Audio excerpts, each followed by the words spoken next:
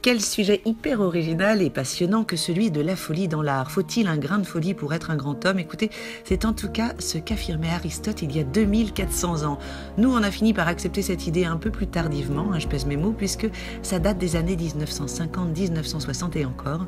Pourtant, les exemples ne manquent pas. On pense par exemple à Van Gogh, évidemment, à Camille Claudel, à Maupassant ou encore à Gérard de Nerval qui aurait été vu avec un homard en laisse à la veille de son suicide. Eh bien, la maison Victor Hugo met les pieds dans le plat en abordant des œuvres de collectionneurs atypiques puisque ce sont des psychiatres qui ont récupéré en cachette les œuvres secrètes de leurs patients internés. Recitons quand même, on est au 19e siècle, ces patients ne sont presque plus considérés comme des êtres humains, et oui, alors encore moins comme des artistes de génie, imaginez un peu, et pourtant regardez ces personnages hallucinatoires qui rappellent ceux de Munch, bien avant Munch, des artistes improvisés que rien n'arrêtait, qui sculptaient parfois avec des papiers de leurs ordonnances médicales. Ici on rouvre nos yeux, on rouvre aussi nos cœurs et nos esprits sur des artistes étonnamment visionnaires, oubliés, dénigrés, enfouis et enfin révélés. Superbe initiative de la maison Victor Hugo à Paris.